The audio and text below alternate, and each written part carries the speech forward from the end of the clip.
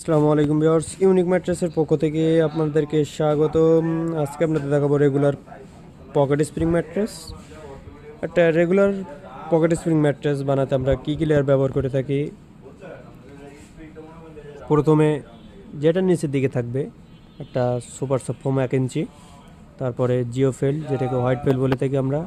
Total জিওফেল দিয়ে আমরা pocket স্প্রিংকে মুড়িয়ে দেই এবং উপরে যে লেয়ারগুলো থাকবে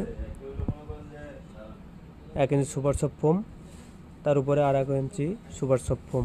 টোটাল হাইট 12 ইঞ্চি থিকনেসের রেগুলার পকেট স্প্রিং ম্যাট্রেস।